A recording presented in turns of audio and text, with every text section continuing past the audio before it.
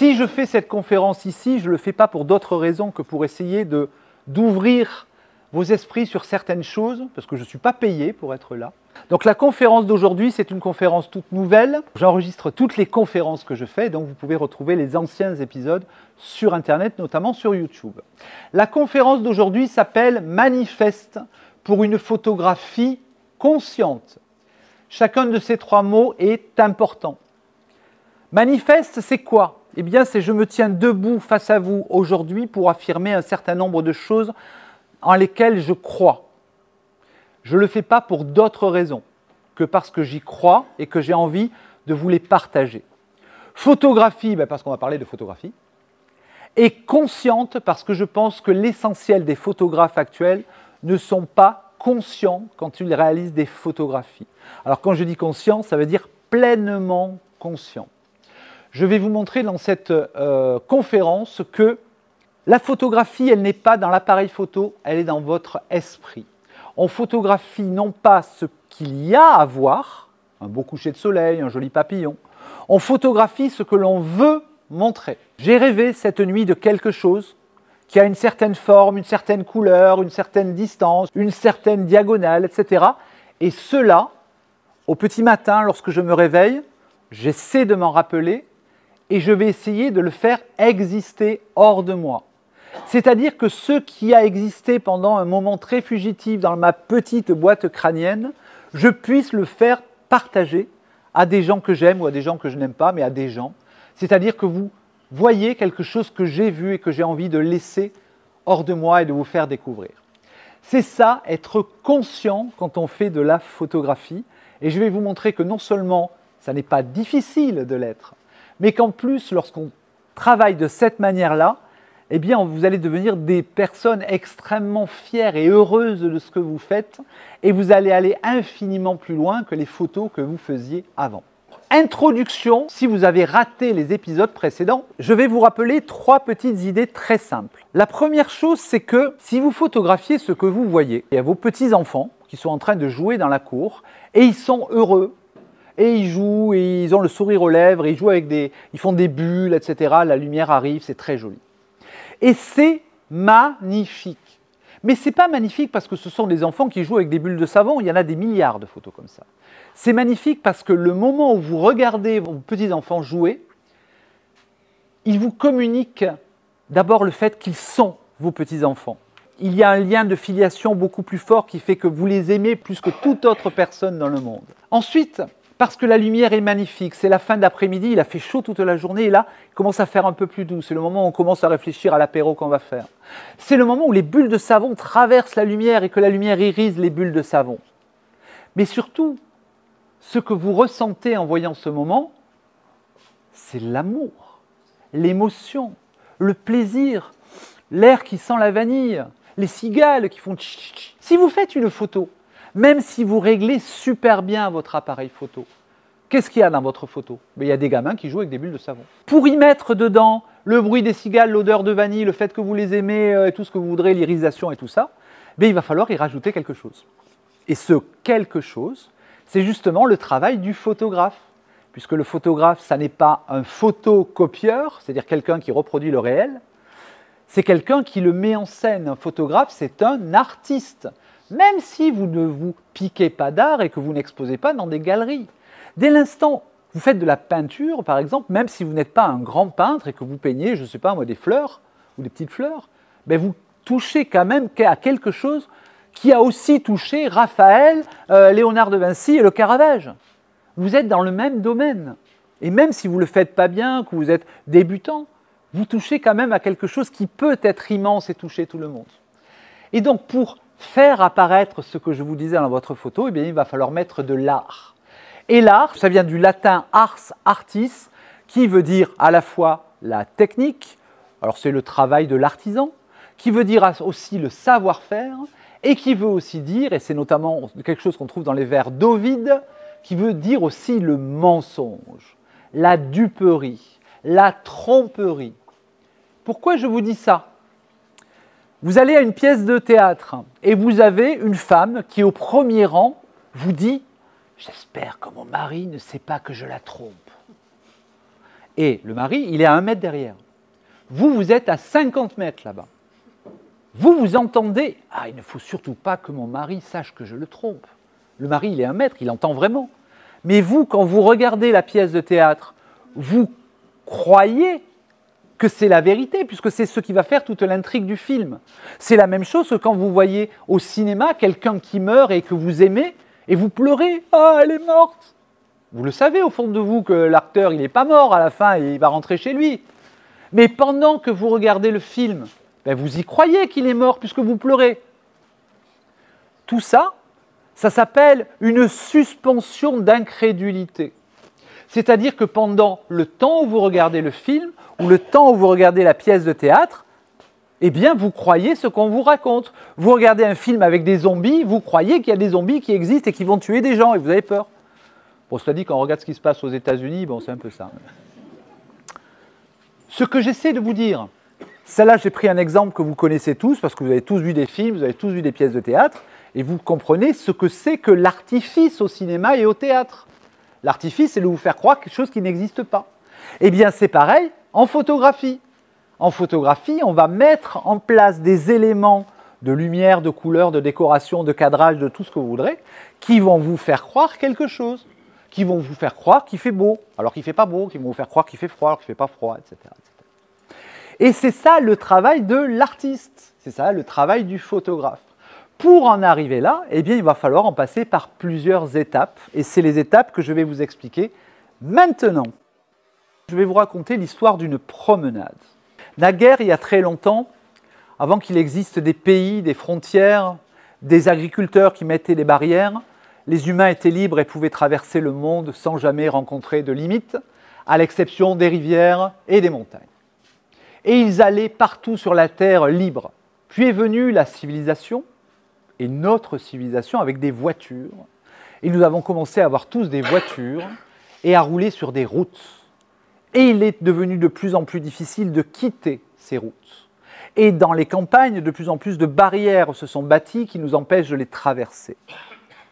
Et puis nous sommes enfin arrivés à la dernière époque de notre civilisation humaine, c'est celle des trains et des rails. Un train, il reste sur des rails. Si des rails, c'est fini. Donc vous allez du point A au point B et vous n'avez pas l'opportunité ou le choix de décider de faire tourner, comme vous le faites en voiture, de tourner à gauche ou de tourner à droite. Eh bien, en photographie, c'est exactement la même chose. Vous avez la possibilité d'être un photographe qui va partout, qui photographie tout et qui n'a aucune limitation.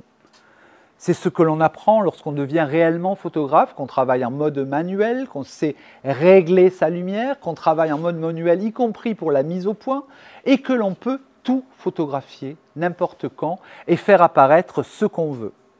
Ça, c'est ce que j'essaie d'être et c'est ce que j'essaie d'enseigner aux gens que je rencontre. Il y a la deuxième catégorie qui sont ceux qui savent régler leur appareil photo, mais qui vont commencer à dépendre d'automatisme. L'autofocus, qui va décider à quel endroit vous allez faire la mise au point, notamment si vous avez un autofocus automatique qui va suivre les visages. C'est l'appareil photo qui va décider de la qualité de la lumière, notamment de son rendu, notamment en termes de rendu des couleurs. Vous êtes libre, vous pouvez tourner à gauche ou à droite, mais si à un moment donné il n'y a pas de tournant, il n'y a pas de route, vous ne pouvez pas y aller. C'est la deuxième catégorie et je pense que l'essentiel d'entre vous est dans cette catégorie puisque vous êtes tous, pour la plupart, membres de club photo, donc vous avez appris à vous servir de votre appareil photo en mode manuel. Si ce n'est pas le cas, ça va mal se passer. Troisième catégorie, eh bien, c'est ce que vous faites quand vous utilisez votre smartphone. Vous appuyez sur le smartphone sans le régler et c'est le smartphone qui décide où vous faites la mise au point, quelle est la lumière, si c'est clair, sombre, etc. Eh bien, dans un cas, vous allez où vous voulez. Dans le deuxième cas, vous allez à peu près où vous voulez, mais bon, pas tout à fait. Et là, dans le dernier, c'est la machine qui décide à votre place. Le problème, et c'est ce pourquoi je vous parle aujourd'hui, la dernière caractéristique, c'est-à-dire les machines qui décident à notre place, eh bien, c'est ce qui est en train de se mettre en place un peu partout, sans qu'on y prenne garde. C'est ce qui est en train de se mettre en place dans nos appareils photo, parce que nos appareils photo, il y a de plus en plus d'intelligence artificielle dedans. Alors ce n'est pas de l'intelligence, hein, vous savez que ça n'est qu'une traduction de l'anglais. En anglais, intelligence, ça veut dire renseignement. C'est pour ça que les Anglais, leurs espions, ils appellent intelligence service. Ça ne veut pas dire que leurs espions sont intelligents, hein, ça se saurait. Ça veut dire que leurs espions font du renseignement, comme les nôtres. Donc, qu'est-ce que c'est l'intelligence artificielle? C'est un pillage, mais un vrai pillage. Pendant des années, Adobe, donc Adobe, vous appelez comme ça, Adobe a récupéré vos photos par le biais du cloud et a enseigné l'image à des ordinateurs en mettant vos photos, enfin tous ceux qui mettaient les photos dans le cloud. Et c'est ces photos maintenant qui servent d'outils pour faire apparaître des images avec Firefly, puisque c'est le truc d'Adobe. Ça c'est vrai pour Adobe, mais c'est vrai aussi pour Google. Toutes les photos que vous avez mises dans Google, eh bien, elles servent au logiciel de Google pour faire de l'intelligence artificielle. Et c'est vrai pour tout le monde, pour tous les grands majors. Et c'est vrai aussi pour Nikon, pour Canon, pour tous les autres, qui ont récupéré des images pour entraîner les appareils photo. Mais les entraîner à quoi? Qui est-ce qui décide à quoi on va les entraîner? Eh bien, des ingénieurs, des informaticiens, et surtout des tas de petites mains au Bangladesh ou dans des endroits comme ça, des gens mal payés, qui ont mis en place des méthodes pour que les photos apparaissent d'une certaine manière. C'est-à-dire qu'elles correspondent à l'idée qu'on se fait tous d'une photo pas trop pourrie. Ce qui fait que si vous achetez les nouveaux iPhones, etc., vous faites une photo comme ça sans même regarder, vous regardez l'écran, c'est joli. Et c'est même plus joli que ce que fera peut-être un photographe professionnel qui connaît son travail. Mais attention, c'est joli. C'est le train. Ça vous a amené quelque part, mais peut-être pas dans votre image à vous, celle que vous voulez faire apparaître, dans leurs images à eux, dans leurs univers à eux. Être photographe, c'est être libre, et c'est montrer au monde ce que l'on a envie de montrer. Et donc, moi, je vais essayer, dans cette petite conférence, alors que le monde entier vous parle de l'avantage de prendre le train, eh bien, à mon petit niveau, je vais essayer de vous raconter que c'est mieux de marcher à pied. Parce qu'on va beaucoup moins vite, mais on va partout. En voiture, on va plus vite, mais on ne va pas partout. Et en train, on va super vite, mais on ne va qu'à un endroit. Et la photographie consciente, c'est aller où on veut. C'est faire tomber tous les murs, toutes les barrières et construire des ponts sur tous les fleuves et tous les océans. C'est beau ce que je dis. Allez. Et donc, on va commencer. Alors, je ne peux parler que de mon travail et je vais donc vous montrer cette photo. Cette photo, eh bien, elle a été réalisée sans aucune retouche, comme toutes les photos que je vous présente depuis 25 ans, 27 ans. Je n'ai jamais retouché les photos pour plusieurs raisons. La première, c'est que je n'aime pas ça. La deuxième, c'est que je ne sais pas faire. Et la troisième, c'est que, comme je vous l'ai dit, je viens du journalisme. Et dans le journalisme, retoucher une photo, c'est un crime. D'abord, c'est puni de la perte de la carte de presse et surtout, on est radié de chez les journalistes. On n'a pas le droit de retoucher une photo. Et donc, j'ai pris cette habitude et surtout, j'ai pris l'habitude d'essayer de trouver des solutions pour que mes photos soient bien, enfin en tout cas comme je veux, sans avoir besoin de retoucher. Et je vais vous montrer, alors chaque fois, je vais vous montrer des petites vidéos parce que les petites vidéos, ça vous montre mieux les choses, de comment j'ai fait ça.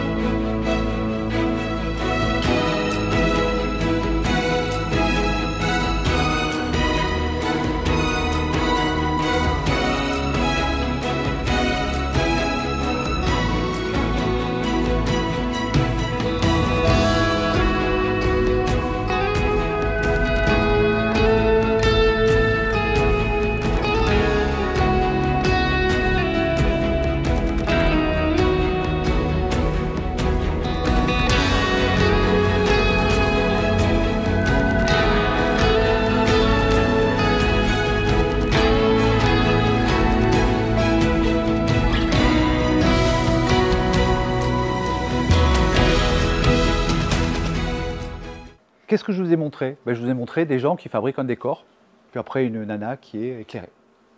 Parce qu'en réalité, qu'est-ce que je fais? Eh bien, je fais apparaître en vrai ce que j'ai envie de faire apparaître. Je prends le temps de mesurer la lumière, de diriger mon modèle, de préparer les coiffeurs, les maquilleurs, etc., d'avoir le décor que je veux. Et une fois que c'est fait, eh bien, j'appuie sur le bouton. Et à ce moment-là, mon travail est fini. Pourquoi je présente les choses comme ça? Bien parce que pour beaucoup de photographes, une fois qu'ils ont appuyé sur le bouton, c'est le début du travail. Puisque c'est le début du fait qu'on va prendre la photo, on va après la mettre sur son logiciel de développement, donc Lightroom, Capture One ou ce que vous voudrez. On va la choisir parmi beaucoup d'autres photos, puis après on va la développer, la dématricer, on dit aussi. Ensuite, on va la retoucher. Et le travail commence. Alors, quand on est amateur, qu'on a du temps et qu'on aime ça, il n'y a pas de souci. Mais certains d'entre vous sont professionnels. Imaginez le temps que vous perdez à retoucher vos images, alors que vous pourriez réfléchir avant comment faire apparaître ces images réellement. Ce que j'essaie de vous expliquer maintenant, c'est que pour faire de la photographie comme il faut, c'est-à-dire pour servir cet art comme il doit être servi, eh bien, il y a 3 choses à voir. Premièrement, il y a la technique. Attention, quand je dis technique, je ne dis pas technologie. Parce que dans la tête des gens, technique, c'est est-ce que j'ai acheté le nouvel hybride? Non, technique, c'est maîtriser les conditions de création d'une œuvre.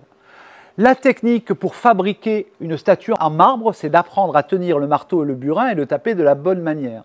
C'est ça, cette technique. En photographie, pour créer une photographie, il faut maîtriser un certain nombre de choses dont je vais vous parler tout à l'heure, notamment la photométrie, la mesure, etc., etc. Première chose. Deuxième chose, il faut connaître l'histoire de l'art. Alors attention, en général, à ce moment-là, les gens pensent connaître l'histoire de l'art, ça veut dire pouvoir citer des noms d'artistes dans une soirée pour se la péter, en disant « Oui, alors là, j'ai vu une exposition de Moyo Mota vachement bien au MoMA l'année dernière. » C'est pas de ça dont je parle. On se fout du nom des auteurs, même si c'est bien de s'en rappeler, parce qu'ils ont quand même créé pour nous. Mais en revanche, avoir vu leurs œuvres, les avoir appréciées, avoir pris du temps pour les comprendre, eh bien, c'est exactement la même chose que quand vous allez manger. Je vous explique. Tous les jours, vous faites un petit déjeuner, puis après un déjeuner, puis après un dîner, parfois même des goûters. Qu'est-ce que vous faites en faisant ça? Vous nourrissez votre corps. Vous permettez que votre cœur il fonctionne, vos poumons, etc. Vous nourrissez votre corps. Nourrir son esprit, c'est aller dans des grandes expositions et voir des photos ou des tableaux ou des sculptures de maîtres. Et quand je dis de maîtres, ce n'est pas des photos de Nat Sakura, c'est aller voir des photos de Cartier-Bresson, des photos de Doisneau, des photos de, je sais pas quoi, de Salgado, de qui vous voudrez, de Viviane Mayer. C'est ça, nourrir son esprit. Mais ce n'est pas simplement aller voir des expositions. C'est lire des livres, aller voir des grands films. Et tout cela, ça va nourrir votre esprit. Ce qui fait qu'à un moment donné, souvent vous me dites « Oui, mais moi, je n'ai pas d'imagination. » Alors c'est souvent ce que vous me dites, vous regardez mes photos, vous dites « Ah, c'est super ce que tu fais, mais moi, je n'ai pas d'imagination. » Et je vous réponds à tous la même chose. Je dis « Vous avez autant d'imagination que moi, pour une raison simple, c'est que tous, qui que vous soyez dans cette salle, eh bien la nuit, vous rêvez. Et parfois, vos rêves, ils sont incroyables. Quand vous vous en rappelez, vous dites « Mais mon Dieu, j'ai rêvé un truc de fou. » Votre cerveau, il est capable de créer tout le temps, et il crée sans arrêt. Le seul moment où il ne crée pas, c'est quand vous êtes raisonnable. Parce que quand vous êtes conscient et raisonnable, eh bien vous ne créez pas parce qu'il ne faut pas créer. Parce que quand on crée, déjà on rate le tournant, on écrase des gens, on est arrêté par les policiers, on n'entend pas ce qu'on nous dit, on est distrait, etc. Pourtant, vous créez sans arrêt. Le seul truc, c'est d'essayer de trouver la méthode pour que vos images qui sont dans votre tête, d'abord vous vous en rappeliez, et surtout, après, vous puissiez les faire. Et ça n'est possible que si votre esprit est nourri. Parce que s'il est nourri, c'est comme votre corps. Si votre corps est nourri, eh bien, vous êtes plus en forme, vous allez mieux, vous pouvez courir plus longtemps, vous n'êtes pas essoufflé. Si votre cerveau, votre esprit est nourri, c'est pareil, il va vous donner plein d'idées, plein d'images. Donc, il faut avancer sur ces 2 pieds, la technique, l'histoire de l'art, et la dernière chose que je ne vous ai pas dite, c'est la confiance en soi. Ça a l'air de rien, mais le fait de se dire « j'en suis capable ». Parce que tous les photographes que je rencontre, vous êtes tous pareils. Vous me dites, oui, mais moi, Alors en général, vous commencez par me dire, oui, mais moi, je suis amateur. Genre, oui, mais moi, je ne fais pas des bonnes photos parce que je suis amateur. Mais amateur, ça veut dire aimer. Et parmi vous, il y a des très grands photographes. Parce que vous aimez, vous avez le temps. Et il y a des photographes professionnels qui sont mauvais, ils n'en peuvent plus, vous n'imaginez pas. Je vois des photos de professionnels, mon Dieu, mais quelle horreur. Comment ils peuvent vendre ça? Donc ce n'est pas amateur ou professionnel, ça ne veut pas dire amateur c'est les nuls et professionnels c'est les bons. Hein. Il y a des très très bons amateurs et il y a des professionnels médiocres ou mauvais ou catastrophiques. Donc, 3 choses, maîtriser votre technique, connaître l'histoire de l'art et croire en vous. Et donc, je vous montre une autre photo. Alors, cette photo, la première fois que je l'ai présentée, c'était dans une petite émission. Et les gens m'ont dit « Ah, c'est rigolo, tu as fait ça avec l'intelligence artificielle ?» En fait, au fond, c'est flatteur. Pourquoi c'est flatteur? Parce que, encore aujourd'hui, ça ne va pas durer longtemps, encore aujourd'hui, dans la tête des gens, intelligence artificielle, ça veut dire bien fait. Mais ça ne va pas durer longtemps, hein. Ne vous inquiétez pas, très rapidement, les gens vont se rendre compte que tout ça, c'est du pur bullshit et que les images sont toujours les mêmes. Et sans intérêt. Imaginons que, donc vous voyez cette photo, imaginons que vous soyez dans mon studio au moment où je l'ai faite. Je vais vous montrer cette image en reculant par rapport à mon cadrage. C'est la même chose. Qu'est-ce que je vous montre? Quelque chose que j'ai créé avec de la lumière. J'ai placé mon décor. Alors le décor, c'est un morceau de carton qu'on a peint.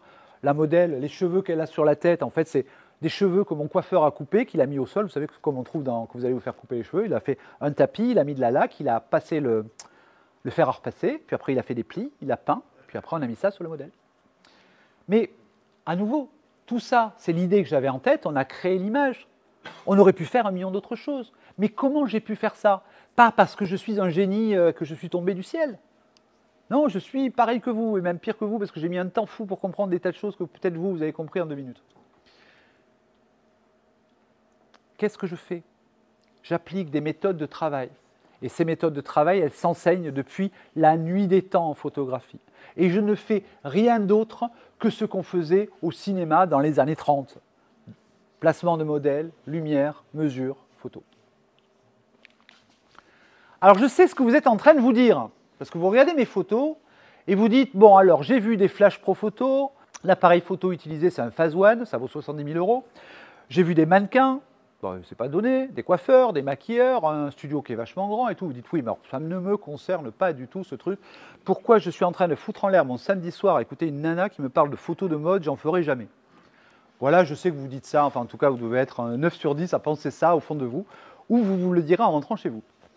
Et vous n'avez pas tort, hein, effectivement, sans doute, beaucoup d'entre vous, vous ne ferez pas de la photo de mode, mais à nouveau, ce dont je vous parle, ce n'est pas de photo de mode.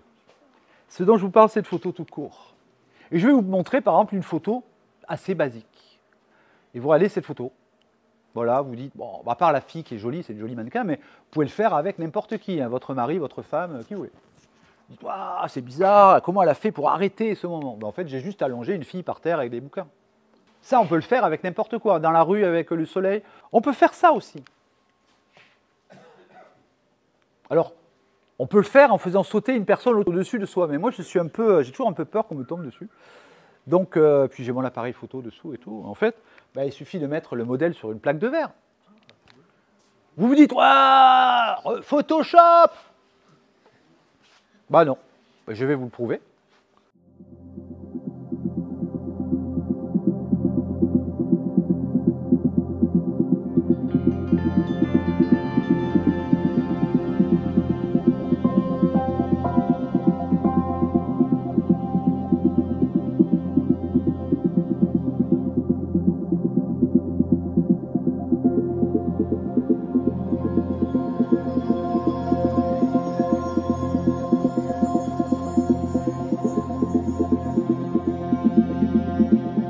Alors, si vous n'avez pas compris, vous prenez un poivron, vous le coupez en 3, vous mettez des barres, des petites piques à brochettes derrière, vous le planquez, vous mettez de la lumière, vous faites votre photo. Il suffit juste de mesurer la lumière. Pareil, regardez, oh, c'est joli les pommes et tout. J'ai pris des exemples simples mais transposables à tout. C'est des pommes, des poires, mais ça peut être des gens, ça peut être tout ce qu'on veut. Non, vous ne coupez pas des gens quand même. Allez, je vous montre, allez, les pommes. Comment on a fait les pommes?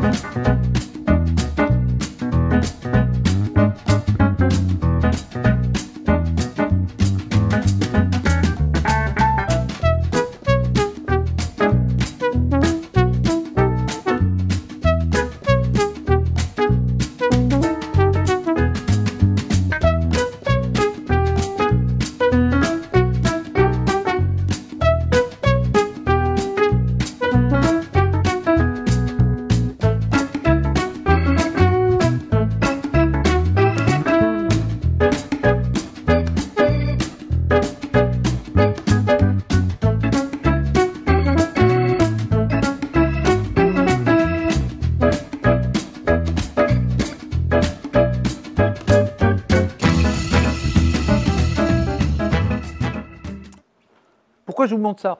Alors j'ai pris des exemples, j'ai pris les premiers que j'ai trouvés, mais ça pourrait être n'importe quoi. Ce que je vais essayer de vous dire, c'est que la photographie, c'est pas « oh, je vois quelque chose, j'appuie ». Cette idée, c'est une idée totalement fausse. L'idée qu'il existerait un instant décisif, comme on vous l'a répété 1 milliard de fois en vous disant « Cartier-Bresson, l'instant décisif ». Est-ce que vous savez d'où vient ce mot? Cartier-Bresson n'a jamais parlé d'instant décisif. Jamais. En fait, il a écrit un livre, et ce livre, il a été traduit en anglais, enfin en américain, par un éditeur américain. Et dans ce livre, il y a à un moment donné marqué « moment important ». Et l'éditeur, il a traduit « Decisive Moments ». Et il en a fait le titre. Alors c'est allé aux États-Unis, ah, l'instant décisif, c'est revenu en France, retraduit en français, et on a dit « ah, Cartier-Bresson, l'instant décisif ». Mais Cartier-Bresson n'a jamais dit qu'il y avait un moment décisif. Parce que l'instant décisif, ça veut dire quoi? Ça veut dire que je me mets là, et il va se passer quelque chose à un moment donné. Et ça va être, tac, ah c'est là, tic, ah merde, je l'ai raté. Ce que dit Cartier-Bresson, c'est que la réalité est un balancier qui passe, qui revient, qui passe. Et donc, il n'y a pas d'instant décisif, il y a plein d'instants que vous allez pouvoir capter. Mais par ailleurs, et ça on le verra, le réel n'existe pas. Je vous laisse 2 minutes pour réfléchir à ça. Vous êtes en train de me regarder et vous êtes en train de vous dire « bon, elle commence à faire chier avec ces trucs, l'autre. » Et je vais vous dire un truc, en fait, vous ne me voyez pas. Vous croyez que vous me voyez. Vous dites « ouais, bon, regarde la grande, là, elle raconte toujours ses conneries. Elle le fait sur Internet, maintenant elle vient même à Valence pour raconter la même chose. » Eh bien, vous ne me voyez pas. Ce que vous voyez, c'est la lumière de cette pièce et de l'extérieur qui vient sur moi et qui se réfléchit. C'est donc de la lumière réfléchie. La lumière réfléchie, c'est ce que vous appelez communément un reflet. Donc vous ne me voyez pas. Vous voyez un reflet de la lumière sur la partie supérieure de mon épiderme. Ce n'est pas moi que vous voyez. Moi, je suis dessous, sous le reflet. C'est comme quand vous regardez une cuillère. Vous prenez une cuillère en acier, vous regardez la cuillère et vous vous voyez dedans. Vous ne voyez pas la cuillère. Vous voyez le reflet de tout l'univers dans la cuillère. Mais vous ne voyez pas la cuillère. Le réel n'existe pas. J'ai été prof à l'une des grandes écoles de journalisme à Lille. Chaque année, on prenait les étudiants en première année et on allait se balader dans Lille. Et on prenait 2-3 étudiants de deuxième année qu'on mettait dans la confidence et leur disait « bon, on va organiser un faux fait divers. Un vol de sac à main, ce qu'on voudra. » De manière inopinée, au moment où on se promenait avec les premières années en ville, quelqu'un arrivait et volait le sac à main de quelqu'un. On disait, nous les profs, « ah, génial, il s'est passé un truc, on va rentrer à l'école et vous allez écrire un article pour nous raconter ce que vous avez vu. » Et chaque année, c'était pareil. Chaque année, le voleur de sac à main, c'était un noir, un arabe, un blanc, un roux, un petit, un nain, une femme. Ce qui s'était passé, c'était un vol de sac à main, une femme rouée de coups, une insulte. Jamais la même histoire. Pourtant, c'était des étudiants en journalisme, pire, des étudiants en journalisme qui savaient qu'ils allaient être notés. Que nous, on était là aussi, donc on a essayé de faire les choses bien. Et bien pourtant, aucun d'entre eux n'avait vu la même chose, ni, mieux que ça, ne raconter la même chose. Parce qu'en réalité, tout est subjectivité, et vous le savez. Vous avez tous vécu des histoires avec vos compagnons ou vos compagnes, où des années après, vous vous racontez une histoire et vous n'avez pas vu la même histoire. Et même peut-être que c'est un problème de couple qui dure depuis des années. Il y en a un qui a trouvé ce moment génial et l'autre dit « Putain, t'es un connard !» Et a fortiori dans un art et a fortiori en photographie. Selon l'endroit où nous nous trouvons, nous ne voyons pas la même chose. Je suis debout face à vous, donc je vous vois par en haut. Mais cette caméra, elle vous voit d'une façon. L'autre caméra là-bas, elle vous voit d'une autre façon. C'est la même situation, c'est le même moment, on vit tous la même chose, mais en fait, vous ressentez tous quelque chose de différent. Et si vous aviez à le raconter à la fin, en sortant, ben vous raconteriez tous quelque chose de différent. Donc, qu'est-ce que c'est la photographie? Eh bien, c'est quelque chose qui va se construire. Ce n'est pas un hasard. Ce n'est pas, il se passe quelque chose, clique, je fais une photo et c'est un chef-d'œuvre.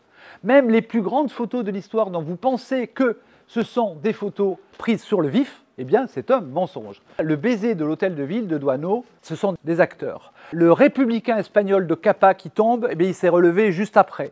Le Raising the Flag à Owajama, ben c'est aussi une mise en scène, mais comme des milliers de photos qui ont été construites. Pourquoi?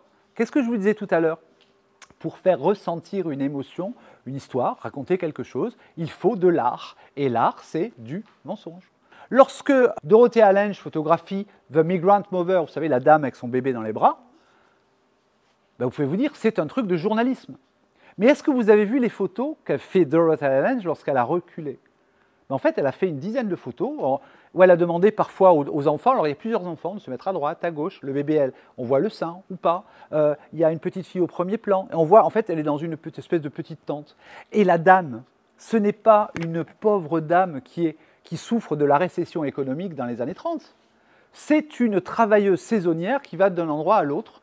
Alors, effectivement, elle est très pauvre, mais ce n'est pas parce qu'elle a été chassée de sa terre, elle fait son métier. Et plus tard, la dame qui a été photographiée, elle a raconté qu'elle n'aimait pas cette photo, parce que cette photo disait d'elle quelque chose qui n'était pas vrai. Mais cette photo, elle est exceptionnelle parce qu'elle dénonce et elle raconte la pauvreté des autres Américains qui ont été chassés de leur terre. Donc elle est vraie dans ce qu'elle dit, mais elle est fausse dans le procédé qui a permis de la faire exister. Donc la photographie se construit.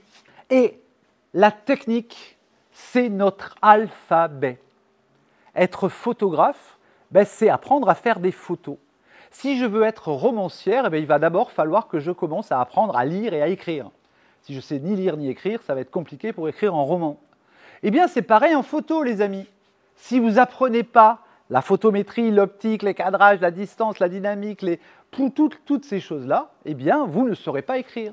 Et donc, peut-être que vous ferez de temps en temps des chouettes photos, mais comme une montre arrêtée, une montre en panne indique la bonne heure 2 fois par jour.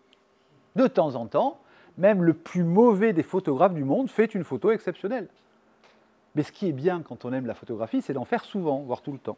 Et c'est ce dont on va parler maintenant. Donc on va commencer par cette idée insupportable qui mériterait qu'on pende par les couilles ceux qui disent que c'en est un. Et je pèse mes mots. L'histogramme n'est pas, et je le répète tout le temps, mais je vais finir par arriver à faire penser cette idée aux gens, l'histogramme n'est pas un outil de mesure et je vous le montre. Si vous regardez cet histogramme, vous allez dire, oui, ta photo, elle est cramée. Ah, là, on va baisser un peu l'exposition, on va diminuer le temps ou fermer le diaphragme. Mais cette photo, en fait, vous l'avez vue, si vous avez visité l'expo, c'est cette photo. Voilà. Ah ouais, elle est ratée. Bah, elle est ratée, et puis... Non, mais c'est surtout si tu regardes, elle est très claire, mais elle n'est pas cramée. Nulle part, il y a de la matière partout. Continuons. Regardez cette photo. Alors ça, c'est une photo que j'ai prise avec un autre appareil photo du dos de mon appareil photo. Pour vous montrer ce que vous auriez vu si vous aviez été avec moi quand j'ai fait cette photo. Et en plus, j'ai fait un truc que je ne fais jamais, mais pour vous montrer, j'ai mis l'alerte sur exposition. Vous regardez cette photo, vous dites « Ah, cramée ta photo !» Allez, tu fermes un peu le diaphragme. On prend la photo, on va la mettre dans l'ordinateur et puis on va voir ce qu'en dit le logiciel. Ben déjà, regardez, le logiciel, il ne montre pas tout à fait que c'est cramé au même endroit. Ah, ben ça veut dire qu'il y en a un des deux qui ment. Hein? C'est comme Bayrou et Macron, quoi. Un des deux. Et ben vous allez voir qu'en réalité, c'est effectivement comme Bayrou et Macron, c'est les deux qui mentent. Pourquoi? Parce que l'histogramme n'est pas un outil de mesure et l'alerte sur exposition ne vous dit pas c'est surexposé. L'alerte sur exposition vous dit, selon les cadres du fabricant de Nikon, Canon, machin, qui a décidé qu'il fallait que ça clignote à 92% de haute lumière, 93, 91, 78, je ne sais pas quoi, eh bien, on est dans les très hautes lumières. Mais ce n'est pas une information. On va parler d'une chose, alors j'en parle partout, donc à force, les gens commencent à en entendre parler. Mais je vais vous raconter une petite histoire et vous allez comprendre plein de choses. Naguère, au Moyen-Âge, quand on faisait de la photographie argentique, alors certains d'entre vous ça rappelle peut-être, nos vieux maîtres en photographie nous avaient expliqué qu'il valait mieux sous-exposer un petit peu. Et alors, quand on avait des bons maîtres en photographie, on nous disait que selon les pellicules, il fallait sous-exposer d'une certaine valeur. Si on utilisait les Kodak, notamment les Kodachrome, il fallait être à moins 0,6. Si on utilisait les Fuji, il fallait être à moins 0,9. Si on utilisait les Sakura, les meilleures pellicules du monde, les pellicules japonaises, il fallait qu'on soit à moins 1,3, etc., etc. Donc, les photographes, lorsque le numérique est arrivé, 100% des photographes ne faisaient que de l'argentique, puisque le numérique n'existait pas. Et on leur avait dit, il faut sous-exposer. Donc, qu'est-ce qu'ils ont fait quand le numérique est arrivé? Ils ont continué.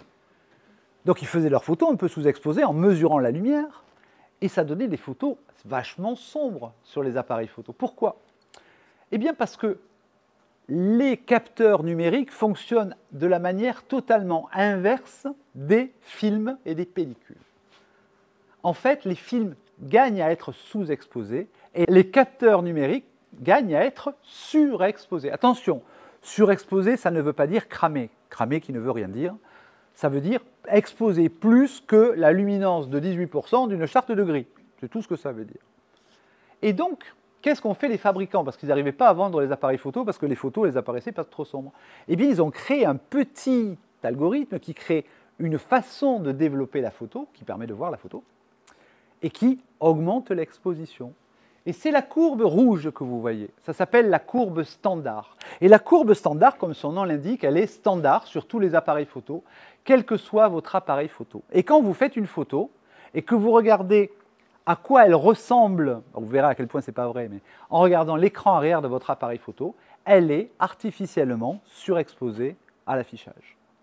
Ce qui fait que quand vous exposez comme il faut, vous avez l'impression que c'est trop clair, donc vous sous-exposez. Si vous voulez voir l'aperçu de votre photo sans traficotage, eh bien, il faut la regarder en courbe linéaire. La courbe linéaire, c'est qu'il n'y a pas ce phénomène-là. Je commence par ça. Alors cette idée, il faut vraiment qu'elle soit très claire dans votre tête parce que si vous ne comprenez pas ça, tout ce qui vient après, vous allez dire « elle raconte n'importe quoi, cette folle ». Deuxième élément que vous devez garder présent à l'esprit et qui est plus vrai que tout, si vous ne devez vous rappeler que d'une chose de cette soirée, c'est ça.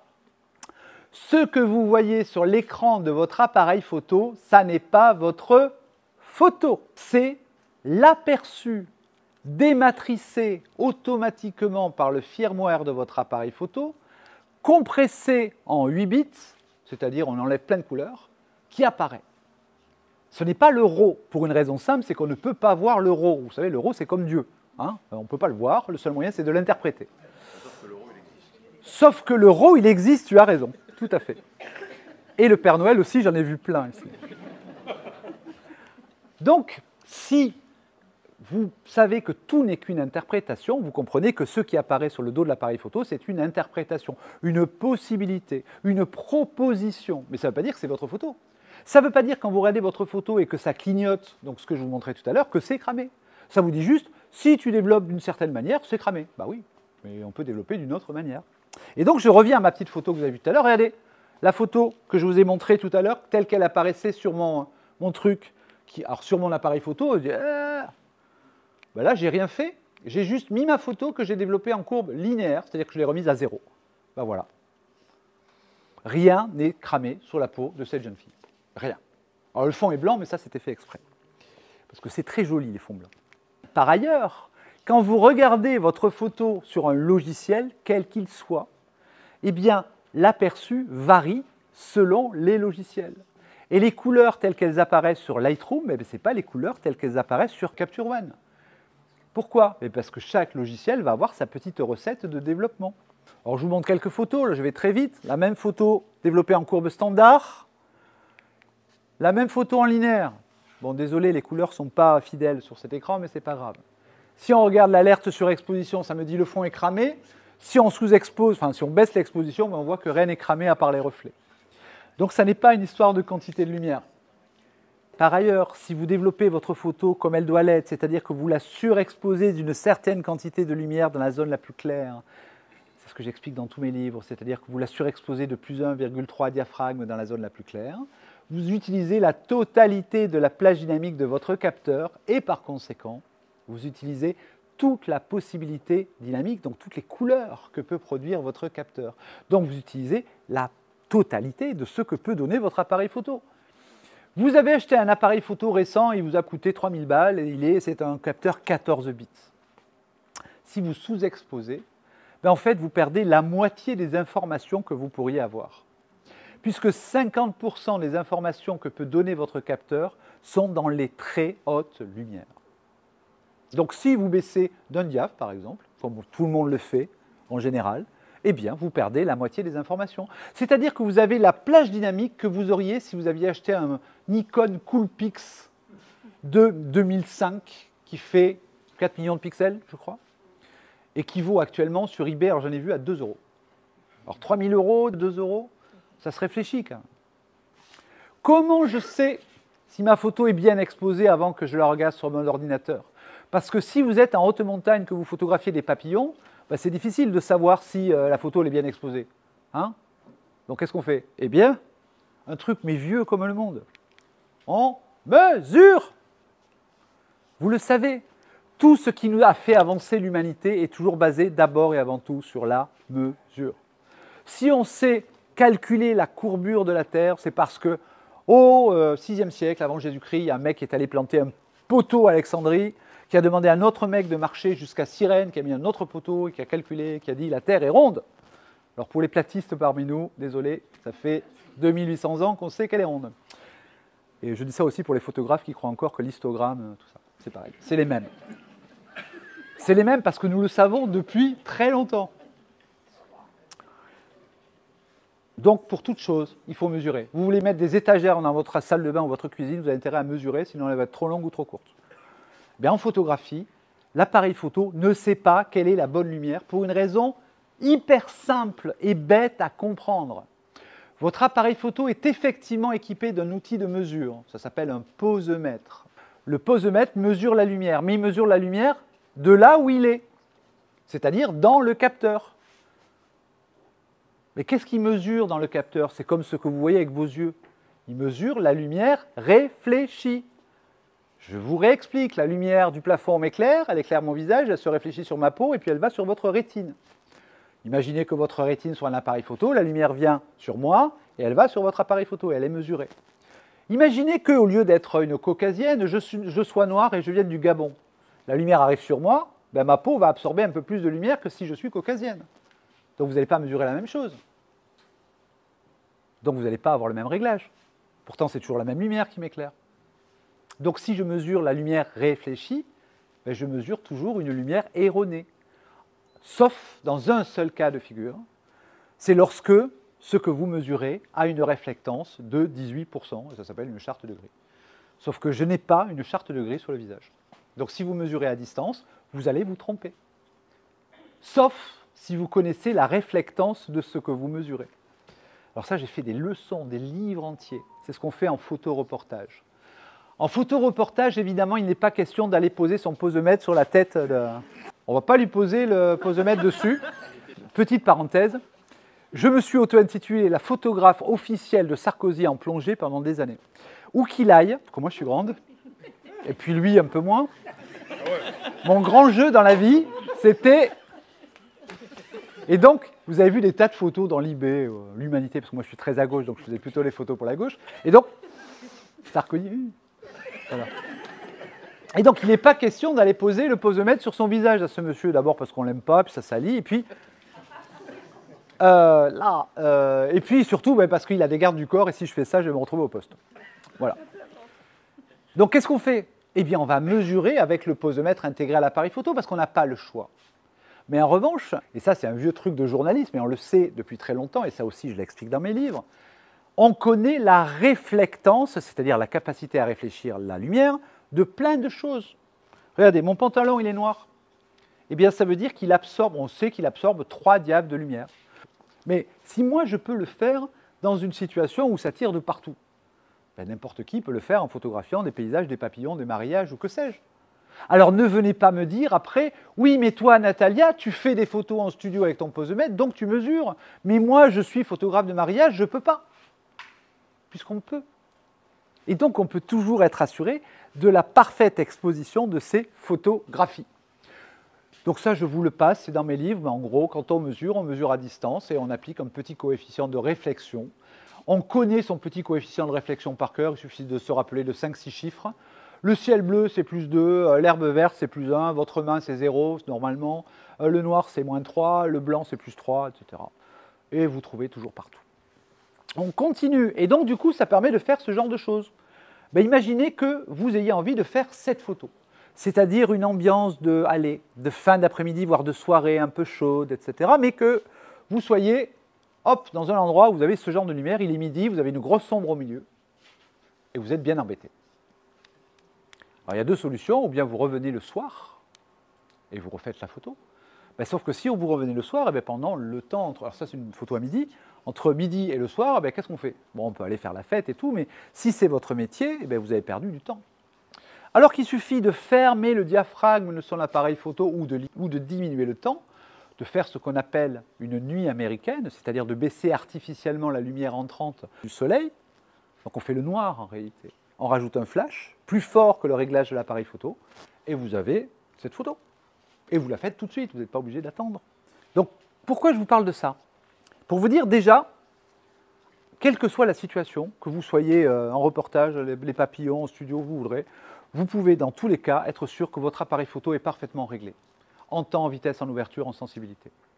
Que vous pouvez parfaitement calibrer vos couleurs et vos lumières, tout ça, ça s'apprend.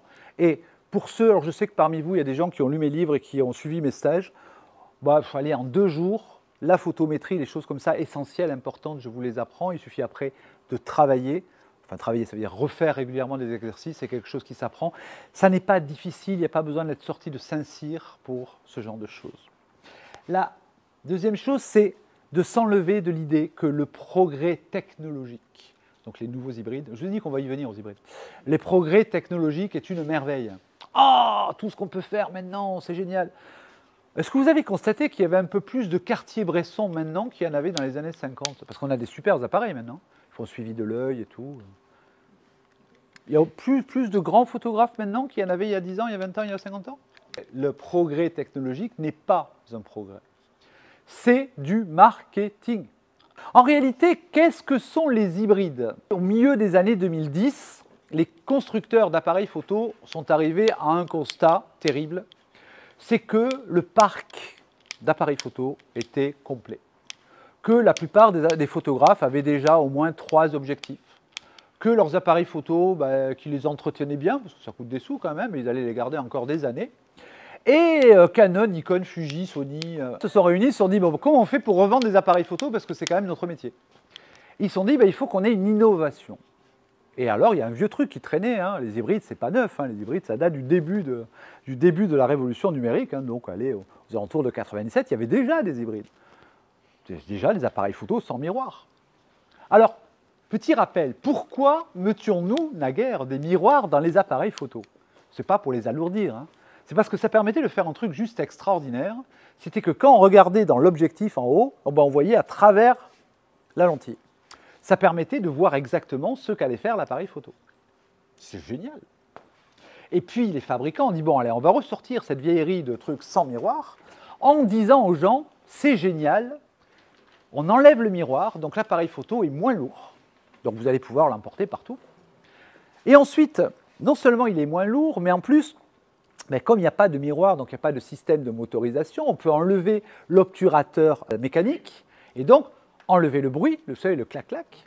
Et en plus, c'est plus léger, etc. Et puis ça s'use moins, parce que les obturateurs mécaniques, au bout de 200, 300 000 déclenchements, ça commence à flancher.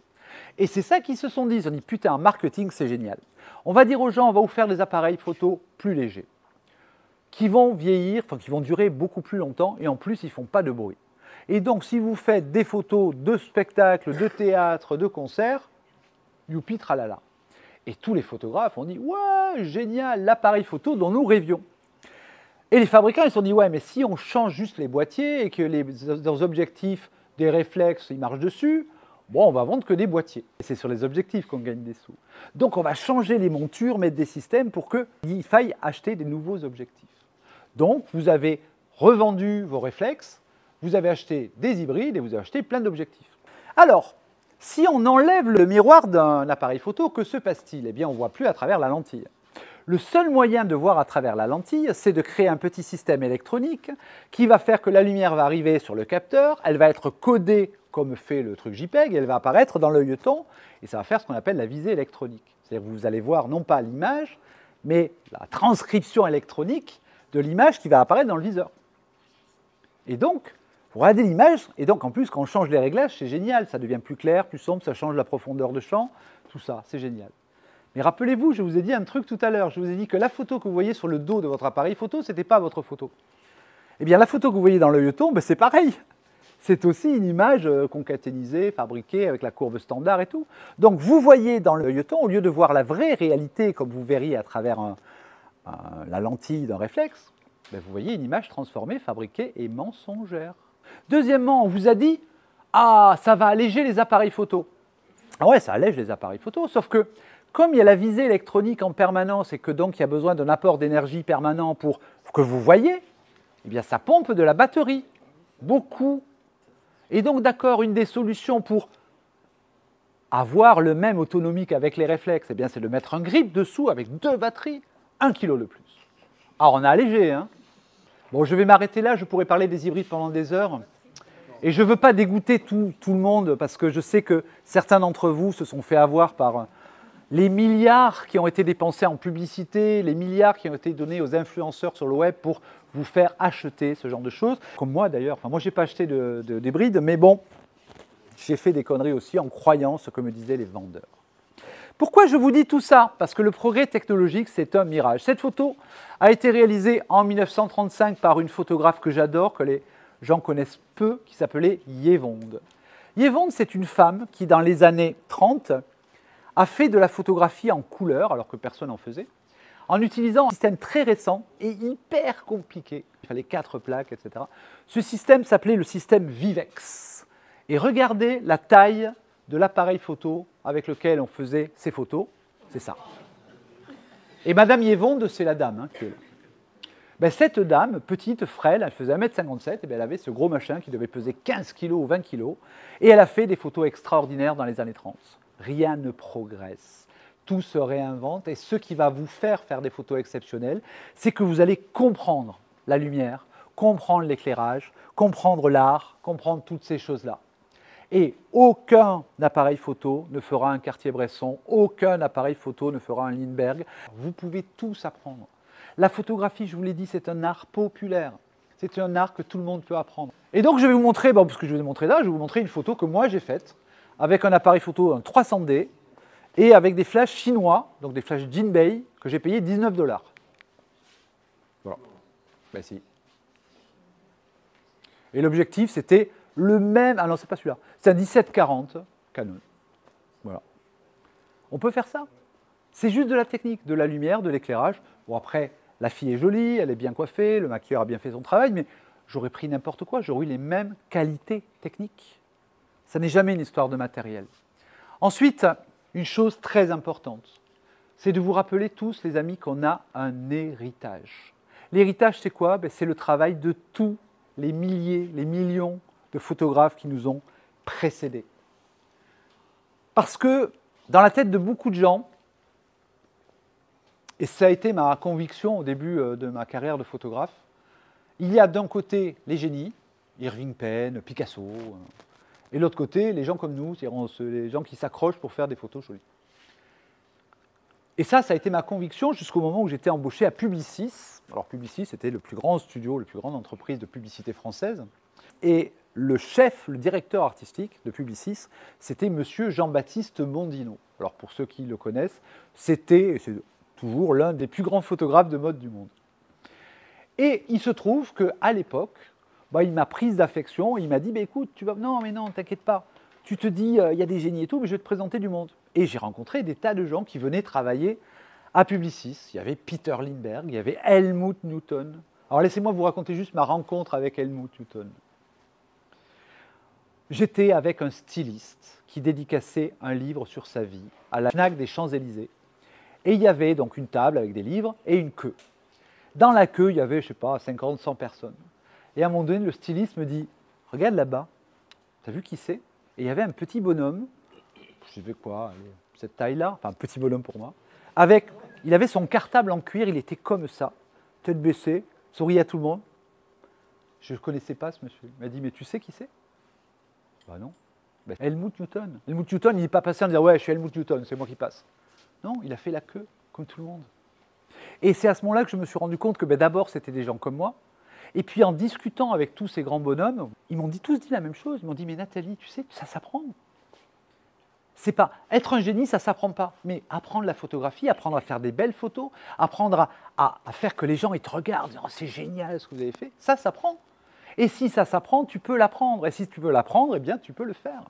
Et c'est ce que j'ai commencé à faire. Tous ces gens-là, ils ont appris comme vous. Et surtout, qu'est-ce qu'ils ont fait? Ils se sont inspirés des photographes, des peintres et des sculpteurs qui les ont précédés. Et ça donne une phrase très célèbre qui dit « Nous nous hissons tous sur les épaules des géants ». Les épaules des géants, c'est Peter Lindbergh. Peter Lindbergh, c'est un géant. Mais quand je refais une lumière comme lui sur une plage avec des nanas avec des chemises blanches et que je mets un flash de côté, eh bien je me hisse sur ses épaules. Pourquoi? Parce qu'il m'a appris, pas directement, mais par le biais de ses photos, il m'a appris comment on pouvait éclairer des femmes sur une plage avec des chemises blanches. C'est la photo très célèbre que vous connaissez toutes, qui a été prise à Malibu avec les 7 supermodels, les Linda Evangelista, etc., et qui a changé et révolutionné la mode. Et quand je fais ce genre de photos, je pense à Lindbergh. Mais pourquoi je pense à lui? Eh bien parce que, justement, je m'intéresse aux photographes et je regarde les autres et leur histoire et ils me montrent le chemin. Vous savez, c'est comme quand on gravit une montagne. Vous pouvez être le premier à monter sur une montagne, mais nécessairement, il y a quelqu'un qui est passé avant vous. Et ce quelqu'un, il a laissé des crochets à droite, à gauche, des endroits où vous allez pouvoir passer, qui vont vous faire gagner du temps. Et connaître le travail des autres photographes, ou des autres peintres, ou des autres sculpteurs, c'est quelque chose qui va vous faire du temps et vous faire avancer. C'est déjà été défriché, des tas de choses ont déjà été faites, mais pas par vous. Souvent, les photographes, quand ils commencent, ils disent « Oui, mais moi, je ne sais pas quoi faire, tout a déjà été photographié. » Et je leur dis toujours la même chose. Mais tu sais, quand Dali a fait une crucifixion de Jésus, c'est Jésus qui vole, là, tu sais, comme ça, des représentations de Jésus crucifié, il y en avait déjà des millions, et tous les peintres avaient peint des peintures de Jésus. Et voilà, vous pouvez tout inventer, tout réinventer, parce que vous, avant vous, votre personnalité, votre âme, elle n'a jamais arpenté cette terre, jamais.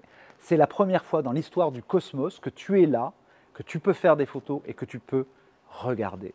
Et surtout, que tu peux témoigner de ce que tu vois. Moi, quand je fais ce genre de photos, eh bien, je m'inspire d'un lien de filiation qui vient de très loin, qui vient de monsieur qui s'appelait Guy Bourdin, qui était photographe dans les années 50. Guy Bourdin, il a influencé un autre grand photographe qui s'appelait Tchéko Ledman, qui lui-même a influencé un autre photographe qui s'appelait David Lachapelle, qui lui-même a influencé une autre photographe qui s'appelait Hélène von Unwerth, qui elle-même a influencé une toute petite photographe qui est moi. Pourquoi? Parce que je me suis inspiré d'Hélène von Unwerth, qui s'est elle-même inspirée de David Lachapelle, etc., etc. Il y a un lien de filiation, quel que soit le domaine que vous aimiez la photo documentaire, la photo d'animaux, la photo de ce que vous voudrez, mais il y a un lien, il y a un fil. C'est comme votre histoire familiale, il y a des grands-pères, des parents, des enfants, et tout ça, il y a quelque chose qui se suit. Et tout ça, le fait de vous rappeler de ça, de vous rappeler de cette histoire, ça vous permet de construire une photographie. Et donc, moi, c'est ma façon à moi de rendre hommage à monsieur Lachapelle. Ensuite, on continue, j'essaie d'avancer vite en photographie. Il n'y a aucune putain de règle. Pourquoi je dis putain? Alors que je devrais dire il n'y a que des mamans qui doivent travailler pour élever leurs enfants et qui ont des difficultés financières. Il n'y a aucune règle parce que c'est de l'art. L'art, s'il y a des règles, ça n'est pas de l'art. Il y a des règles en comptabilité, il y a des règles dans le code de la route, il y a des règles dans des tas de choses chiantes, mais pas dans l'art. Il ne peut pas y en avoir, puisque justement l'art, c'est l'affirmation de la liberté de l'individu qui dit « je veux dire quelque chose de nouveau et de singulier ». Il n'y a aucune règle et on va commencer à taper sur les putains de règles que vous utilisez sans arrêt, parce qu'en général, vous me dites « oui, alors tu as raison, il n'y a pas de règle, d'ailleurs il faut s'en affranchir ». Il y en a, oui, s'il faut s'en affranchir, c'est qu'il n'y en a pas. Il y en a, enfin ça ne marche pas. Et après, vous me dites, oui, il n'y a pas de règle, mais la règle des tiers, c'est bien quand même, parce que c'est pratique. Alors, je vais vous expliquer que cette histoire de règle des tiers, tout ça, ça vient de ce monsieur. Voilà, alors déjà, moi, je vois ce monsieur, je n'ai pas confiance. Hein, ce monsieur, il s'appelle Luca di Borgo. C'est un moine franciscain du XVe siècle. Et ce monsieur, il a laissé deux choses hyper importantes dans l'histoire de l'humanité. La première, c'est qu'il a inventé la comptabilité moderne. On est vachement dans l'art. Et la deuxième, c'est que c'est à cause de lui que vous cadrez au tiers. Et je vais vous expliquer pourquoi. C'est un moine franciscain. Donc, lui, son but dans la vie, c'était de prouver que Dieu existait. Et comment on prouve que Dieu existe? Parce que c'est compliqué de prouver que Dieu existe. Eh bien, il faut trouver des preuves manifestes de l'existence de Dieu. Alors, on regarde un coucher de soleil, on dit « Oh, c'est beau, c'est Dieu qui l'a créé ». Mais ça, évidemment, ça ne marche pas trop, parce que ça marche une première fois, mais c'est quand les enfants ont 4 ans, qui sont au catéchisme. Quand ils grandissent, ils disent oh, « Oui, mais en réalité, on m'a expliqué que c'était plutôt parce qu'il y avait une dispersion de la lumière à travers la brume, Newton l'a dit, enfin, ce genre de choses. » Et donc, lui, il avait besoin de prouver que, oui, il y avait des tas de preuves que Dieu était là, et comme Dieu est bon et beau, ce qui est beau, c'est grâce à Dieu. Donc, par conséquent, on va prouver mathématiquement que Dieu existe, grâce à des choses manifestes. Et donc, il a pris un vieux truc qui datait du IIIe siècle avant Jésus-Christ, découvert par Euclide, qui est dans les éléments d'Euclide. Alors, un truc qui n'avait rien à voir, mais qui a l'énorme avantage qu'on peut le traficoter de toutes les manières. Et ça a donné plein de choses, dont le nombre d'or, la règle des tiers et la spirale de Fibonacci. Et là où c'est passionnant, c'est que si vous prenez le nombre d'or, alors le nombre d'or, alors je vous l'ai mis là, voilà, il est là-haut. Donc c'est un chiffre mathématique dont l'approximation est environ 1,61, et donc une proportion entre une hauteur et une largeur. Et c'est génial, si on se débrouille bien, on fait rentrer tout ce qu'on veut dedans. Les pyramides d'Égypte, le Parthénon, les peintures de Botticelli, tout ça. Mais rapidement, c'est-à-dire il ne faut pas regarder trop longtemps. Vous savez, c'est comme quand vous achetez une voiture d'occasion, on dit « ouais, monte vite ». Si on regarde, déjà, le Parthénon, ça rentre dans un rectangle d'or parfait, à une seule condition, c'est qu'on prenne les 3 premières marches. Si on prend que le Parthénon, ça dépasse. Pareil pour les pyramides d'Égypte. Pareil pour Botticelli. Dans Botticelli, on vous a dit, la naissance de Vénus de Botticelli, elle a la proportion exacte du rectangle d'or. Alors c'est presque vrai, parce que ce n'est pas 1,61, enfin 1,61,8, c'est 1,62,8. Bon, allez, on va dire, bon, allez. À l'époque, ils n'avaient pas le double décimètre. En fait, si, à l'époque, ils étaient très, très, très bons en géométrie. Et après, on fait un peu d'histoire de l'art, et puis on regarde que c'est vrai lorsqu'on a le cadre de la naissance de Vénus, et que le cadre, en réalité, il a été rajouté au XVIIIe siècle. C'est-à-dire 3 siècles après la mort de Botticelli. Et si on prend juste le tableau qu'a peint Botticelli, ça fait 1,79,80. Donc, ce n'est plus la proportion. Mais surtout, Botticelli, il a fait une quarantaine d'œuvres. C'est la seule œuvre qui rentre dans un rectangle d'or. C'est la seule. Toutes les autres, elles ont 2,18, 0,59, enfin, toutes les formes que vous voudrez. Donc c'est un hasard. Et alors j'ai fait une vidéo là-dessus où j'ai pris une photo d'une laitue. Alors pareil, j'ai pas fait la photo de la laitue, je suis allé sur Google, j'ai tapé laitue. J'ai pris ma laitue, puis après j'ai tourné mon rectangle jusqu'au moment où je trouvais le nombre d'or dedans, et j'ai trouvé le nombre d'or dans cette laitue. Puis après j'ai pris des gants de trucs. En fait, l'idée c'était, je tapais des lettres au hasard sur Google Images. Puis il y a des images qui apparaissaient, il y avait des gants, vous savez, des moufles pour aller à un truc. Puis alors j'ai pris mes moufles, et puis j'ai mis le rectangle d'or, et puis j'ai mis des spirales de Fibonacci, puis j'ai trouvé des spirales de Fibonacci dans les moufles. En fait, en réalité, vous pouvez en trouver partout. Tout ça, c'est du bullshit. Alors peut-être que Dieu existe, j'en sais rien, mais en tout cas, ça n'est pas en cherchant des preuves manifestes, mathématiques de l'existence de Dieu qu'on va le prouver. Et si on continue, cette histoire, en fait, bon après, je ne vais pas passer des heures parce que vous allez vous endormir, mais le nombre d'or, la règle des tiers, c'est une application du nombre d'or. Mais après, moi je vous avez vu, je suis plutôt une scientifique. Après, on va voir les personnes qui savent. Les personnes qui savent, c'est qui? C'est des historiens de l'art, des mathématiciens, des critiques d'art, des gens qui vont faire des études statistiques pour voir quelles sont les œuvres que vous aimez. Et on va voir, est-ce que dans les œuvres que vous aimez, il y a le nombre d'or, la règle des tiers, la spirale de Fibonacci, etc. Puisque c'est le but. On nous dit cadre au tiers parce que c'est beau. Tous ces gens-là que je cite, et qui sont des personnes extrêmement sérieuses dans le domaine et de la science et de la critique d'art, vous disent, mais non, Statistiquement, ce n'est pas vrai. Statistiquement, ce qui marche le mieux et qui vous fait dire qu'une photo est belle, c'est les diagonales. S'il y a des diagonales dans votre image, il y a plus de chances que les gens apprécient que s'il n'y en a pas. Mais rien à voir avec les tiers. Toujours pareil, je prends 2-3 photos hyper célèbres. Donc, une des photos les plus célèbres de Cartier-Bresson, donc qui a été prise à Valencia. Cette photo, on va dire, bah, est-ce qu'elle rentre dans les tiers? Parce que c'est une photo classique. Bah non. Ah, effectivement, un petit peu, mais bon, le petit Cartier-Bresson, putain, tourne un peu ta caméra, mets-le bien au tiers. Et tu mets la tête à l'intersection, mais putain, viens au club photo, je vais t'expliquer. Et puis, alors vous me dites, oui, celle-là, on ne la connaissait pas. Bon, je vous reprends alors. Là, The Cartier-Bresson Best One, mondialement connu. Ils sont les tiers. Bah non, il n'y a rien qui colle. Hein. Si, alors là, le toit avec la cheminée, là, c'est à peu près sur la ligne. Est-ce que vous pensez vraiment que Cartier-Bresson, il s'est dit, je veux attirer l'attention sur la cheminée qui est là? Bah pourtant, on vous dit, tu veux attirer l'attention à quelque chose, tu utilises les tiers. C'est pas ça qui compte. C'est le petit bonhomme de dos, là, qu'on voit de dos, et puis le mec qui saute, et puis sa ligne.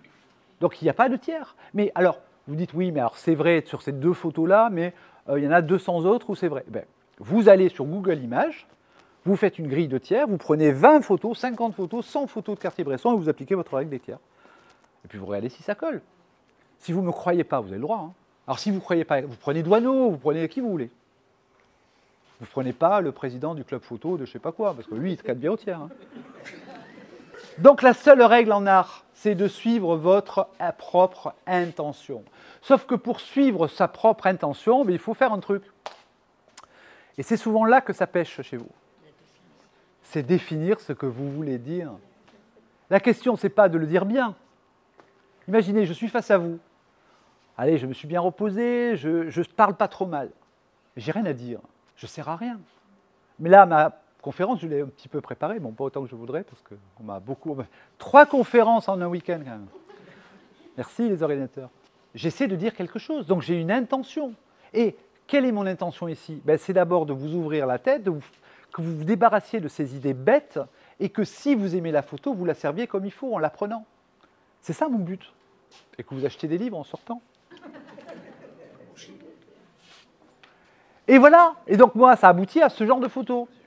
Alors ça, c'est une photo que j'ai faite en septembre en Italie. Et j'ai fait tout ce qu'il ne faut pas faire. Mais tout. Premièrement, j'ai travaillé à contre-jour. Deuxièmement, j'ai fait un truc en général, quand vous commencez la photo, vous dites « Ah, il ne faut pas faire ». J'ai fermé à f22. En général, les gens « Ouais, la diffraction !» Alors ils disent « La diffraction, c'est les mots magiques. Diffraction !» Ça veut dire quoi, diffraction?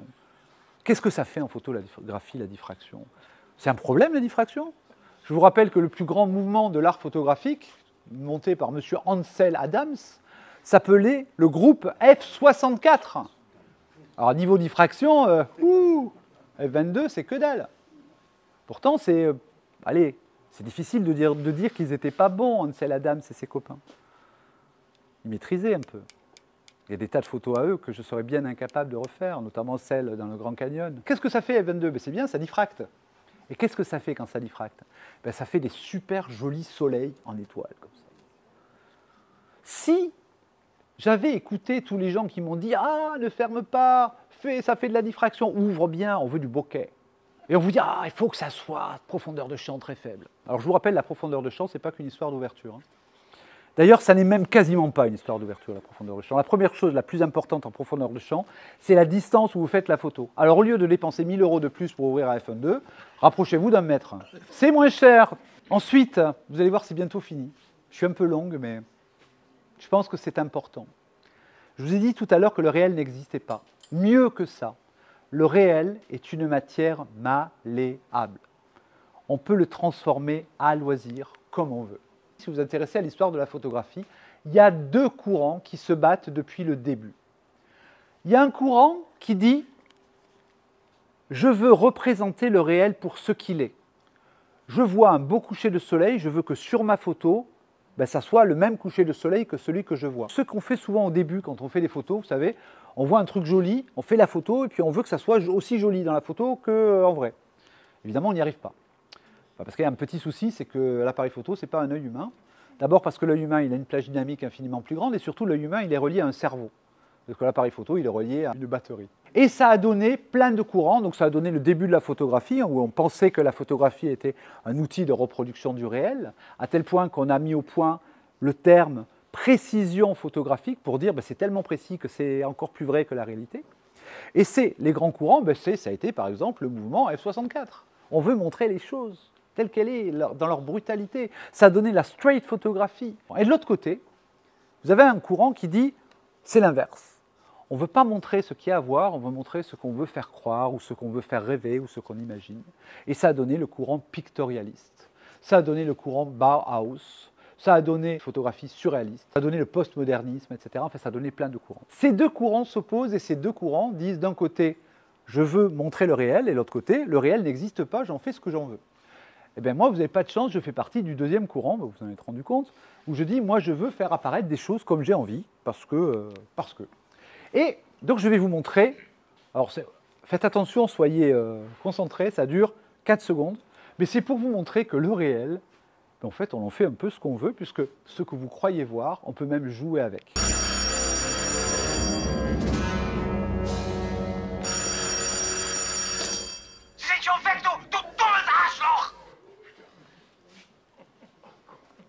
Pourquoi je vous montre ça? Pour vous montrer que la perspective, ce que vous croyez être près, loin, ce qui est grand, ce qui est petit, tout ça, ça n'est que de la photo. Pourquoi? Parce que qu'est-ce que c'est une photo? C'est un objet en 2 dimensions. Et qu'est-ce que vous photographiez? Une réalité qui est au moins en 4 dimensions. Pourquoi je dis au moins? Parce que selon les physiciens, il y en a peut-être 5, 6, 18, 49. Si vous vous intéressez à la théorie des cordes, il y en a peut-être 18, des trucs. Bon. Donc nous savons qu'il y a au moins 4 dimensions qui sont la longueur, la hauteur, la profondeur et le temps. Et en photographie, le temps, vous le connaissez, vous savez, c'est ce qui va avoir un effet sur le temps de pose, sur le mouvement que vous allez présenter, que ça va être flou ou net. Vous mettez sur une place avec des tas de gens qui passent, vous mettez avec un temps de pause de 30 secondes, un filtre ND1000, etc. Il n'y a plus personne sur la place, parce que les gens se sont déplacés. En réalité, nous allons faire apparaître en 2 dimensions une réalité qui a beaucoup plus de dimensions, au moins 4. Et ces 2 autres dimensions, on va les faire apparaître d'une manière ou d'une autre. C'est ce que je vous ai montré donc avec le soldat nazi là, qui se rapproche et qui a un téléphone énorme. Mais ça peut être aussi ce que je vous montre maintenant. Cette photographie, alors je vous ai écrit dessous pour vous aider, elle a été prise à Bruxelles à 15 h dans le préau d'un loft. Mais ça, c'est je vous le dis. J'aurais pu écrire qu'en réalité, la photographie a été prise à 3 h du matin et que c'est un flash. Vous ne le savez pas puisque vous ne pouvez pas le voir. Et il n'y a aucun moyen pour vous de le savoir. Mais je peux aussi vous dire, regardez, cette photo a été prise de nuit, je vous le prouve. Mais ce n'est pas vrai non plus. Parce qu'en fait, qu'est-ce qui vous fait croire que c'est la nuit? Parce que j'ai mis de la lumière à l'intérieur, avec la couleur chaude, et une lumière à l'extérieur, avec une couleur froide, qui vous donne l'impression que c'est la nuit. En réalité, ces 2 photos ont été prises à 3 minutes d'intervalle, le temps d'installer la lumière. Et ces 2 minutes d'intervalle, on peut raconter toutes les histoires qu'on veut. Il n'y a pas de nuit, il n'y a pas de jour, il n'y a pas d'intérieur, il n'y a pas d'extérieur. Tout ça, c'est que de la lumière en photo. Et donc, on peut faire croire ce qu'on veut. Pareil, alors c'est une photo que je montre souvent, certains d'entre vous l'ont vue, mais est-ce que cette photo a été prise en plein jour? Alors, tiens, on va faire un truc participatif, ça va me faire une pause. Est-ce que cette photo a été prise en plein jour? Non. Alors, donc elle a été prise en pleine nuit? Bon, est-ce que cette photo a été prise en pleine nuit? Ou en plein jour? Vous n'avez aucun moyen de le savoir. Qu'elle a été prise en plein jour, en pleine nuit, quand j'étais bourrée ou heureuse, on s'en fout. Ce qui compte, c'est ce que je veux vous faire croire quand vous regardez la photo. Pareil, quand vous voyez cette photo, vous dites c'est l'été, il fait beau, il fait chaud. Alors que dans les faits, on a fait la photo, on se gelait, il pleuvait à moitié, on avait tous les pulls. Peu importe la réalité. La réalité, c'est ce qu'on veut montrer. Et donc, alors je prends un exemple que vous avez tous vu, parce qu'à l'époque, ça fait énormément parler. Rappelez-vous, nous sommes au lendemain du déconfinement. Vous savez, du déconfinement de 2020, celui où on avait passé 1 mois et demi, on était en guerre, on allait tous mourir, on a fait des collections de papier toilette, enfin pas moi, c'était la fin du monde et tout. Et le Figaro a sorti cette photo en disant « Les Français, ces salauds, ne respectent pas les distances de sécurité, salauds de Gaulois réfractaires ». Alors évidemment, quand on voit la photo, on dit « Ah ouais, putain, nous on nous a dit qu'il fallait être à 3 mètres, 4 mètres, les masques et tout. Déjà, ils n'ont pas tous les masques, ils ont l'air d'être à 20 cm les uns des autres. » Vous dites, c'est un scandale. Puis après, cette photo est sortie. Ça n'est pas une histoire d'objectif, ça n'est pas une histoire de truc, c'est une histoire de distance relative. Et donc on peut faire croire ce qu'on veut. Vous avez tous, enfin vous êtes très nombreux à penser que la retouche est nécessaire pour faire des belles photos. Vous venez dans une exposition comme celle-ci, vous regardez mes photos et vous dites « Ah, c'est beau !» Mais qu'est-ce qu'elle a dû passer comme temps sur Photoshop?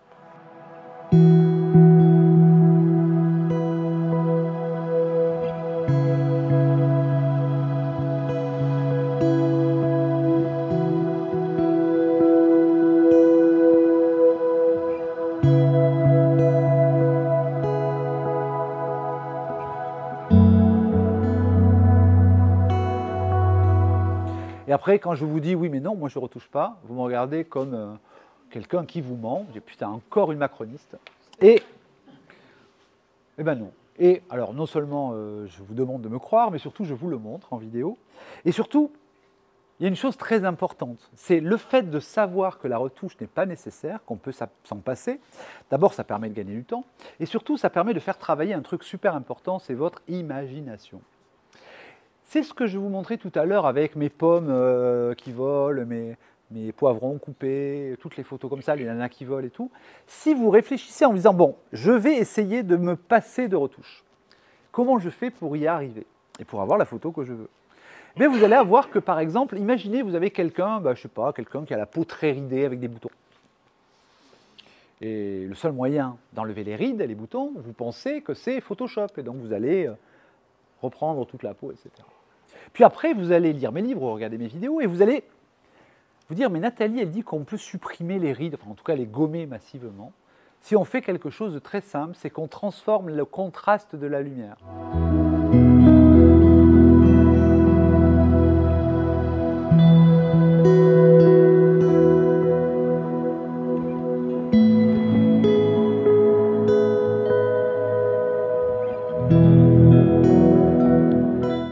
Transformer le contraste de la lumière, c'est-à-dire qu'il faut reculer la source éclairante. Plus on l'éloigne, plus le faisceau est large, moins les rayons sont obliques, et par conséquent, plus les rayons vont arriver dans tous les axes relativement à la peau. Qu'est-ce qui vous montre une ride ou un bouton? Une ride, c'est quoi? C'est une zone sombre et une zone claire. Si j'éclaire la zone sombre et la zone claire, dans deux axes différents, il n'y a pas d'ombre. S'il n'y a pas d'ombre, je ne vois pas la ride, enfin je la vois moins. Si la lumière, au lieu d'arriver avec des angles très réduits, elle vient à des angles très frontaux, on va moins voir les défauts. Et c'est ce qu'on fait quand on recule la source lumineuse. Sauf que quand on recule la source lumineuse, la lumière devient plus dure. Et dans la tête des gens, la lumière dure, c'est pas bien. Quand on leur dit lumière dure, ils pensent, quand on est au soleil en plein été, qu'il fait trop chaud, on a mal aux yeux, on fait ça, on a de l'ombre, on transpire, et ça donne des photos avec des brillants, c'est affreux, on la met à la poubelle. Une lumière dure, ça ne veut pas dire ça. Ça ne veut pas dire lumière trop forte, une lumière zénithale. Ça veut dire lumière qui produit des ombres dures. Si vous vous intéressez à la photo de mode, vous verrez que nous ne faisons quasiment que des photos de mode en lumière dure. Parce que c'est beau. Et parce que c'est des lumières qui sont placées loin des sujets. Les gens se mettent à faire de la photo, ils disent « Ah, j'aimerais bien avoir des jolies peaux ». Qu'est-ce qu'ils font? Ils disent « On va mettre de la lumière douce, parce que lumière douce, peau douce ». Ça, c'est comme les bébés, la peau douce. Et donc, qu'est-ce qu'ils font? Ils achètent des grands parapluies, des grandes boîtes à lumière, et comme on leur a dit que plus c'était près, plus c'était doux, ils rapprochent. Et plus ils rapprochent, plus c'est moche. Et plus c'est moche, plus ils rapprochent. Pourquoi je vous dis ça? Parce que parfois, les mots, le langage nous trompent. Alors pour les plus vieux d'entre vous, rappelez-vous, il y a une époque où le ministère des Armées, on appelait ça le ministère de la Guerre. C'est il y a longtemps. Hein. Puis après, on a transformé le nom, on l'appelait le ministère de la Défense. Pourquoi ils ont fait ça? C'est simple. Si je vous dis il faut augmenter le budget du ministère de la Guerre, vous allez rechigner un petit peu à payer les impôts. Hein. Mais si je vous dis il faut augmenter le budget du ministère de la Défense, oui, on va être défendu, quoi. Attends, on va être protégé. Ça va être moins désagréable de payer. Si je vous dis on va faire une lumière douce, tu dis ah, ça va être beau. Je vous dis on peut faire une lumière dure, pas être beau. C'est des mots. Ce qui compte, c'est ce que ça fait en vrai en photo. Eh bien, la lumière dure, ça fait des très belles lumières. Toutes les grandes campagnes Chanel, Balenciaga, Dior, tous les autres, c'est de la lumière dure. Et ça fait vendre des sacs à main, etc. Donc tout ça, pour vous dire que la retouche n'est pas une obligation. Au contraire, et plus on s'en passe, plus on apprend des choses. Cette photo, par exemple, il n'y a pas de retouche. Je n'ai pas, copié-collé le ciel que j'ai mis après sur le tissu. Eh bien, c'est simple, je suis allé prendre une photo du ciel, et après, je l'ai imprimé sur un tissu, et j'ai mis le modèle dessus. Voilà. Tu vas me dire, oui, mais ton truc, ça coûte cher. Oui, mais en réalité, j'avais une campagne à faire avec 200 photos. Si j'avais dû retoucher 200 photos en incrustant le ciel, d'abord, j'ai autre chose à faire. Et puis, si je l'avais fait faire par un retoucheur, ça m'aurait coûté un bras. Mon tissu, ça a dû me coûter 200 balles, et voilà, quoi. Pixar Printing, pas cher. Pareil. Alors là, cette photo, piscine et tout, alors j'aurais pu aller dans une piscine. Mais en fait, ce jour-là, on n'avait pas prévu d'aller dans une piscine. On voulait travailler dehors, dans la nature, mais ce jour-là, il s'est mis à pleuvoir. On était bien embêtés. Et j'ai dit, écoute, on va faire une piscine dans le studio. Alors, je n'avais pas le temps de prendre la pelle mécanique pour faire un trou et tout, faire du ciment, c'était long. Donc, en fait, on a pris une bâche agricole, on a mis 4 bouts de bois, on a mis un peu d'eau. La modèle est allongée, elle est dans 10 cm d'eau. Hein. On a pris les repose-pieds qu'on a sous les chaises, devant une plaque de marbre qui nous sert quand je fais des photos d'objets, que j'ai posé devant. On a mis un peu d'eau, on a l'impression qu'elle est la piscine. Mais elle n'est pas la piscine, on s'en fout. C'est quoi la piscine? C'est un peu d'eau, une modèle à maillot de bain, une échelle, une plaque. Puis voilà. Alors, comment j'ai fait le bleu et les rouges? C'est simple, j'ai mis des gélatines de couleur sur mes flèches. Alors, je crois que je suis à la fin. Désolé, c'était un peu plus long, mais j'ai beaucoup parlé, je parle trop. Une chose hyper importante, c'est que photographier, je dis souvent cette phrase, c'est dialoguer avec la matière du monde. On vit dans quelque chose de très bizarre lorsqu'on réfléchit. Quand on n'y pense pas, on pense à notre famille, à notre chien, il faut aller faire les courses, tout ça, on a la tête dans le guidon. Quand on prend du temps et qu'on réfléchit, on se dit mais c'est quand même étrange de pouvoir parler, de pouvoir échanger avec les gens, d'aimer.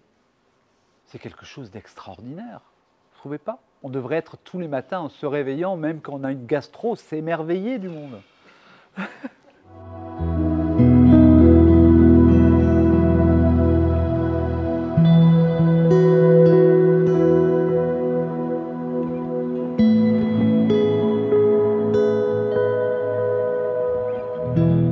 On existe, on vit, on ressent quelque chose.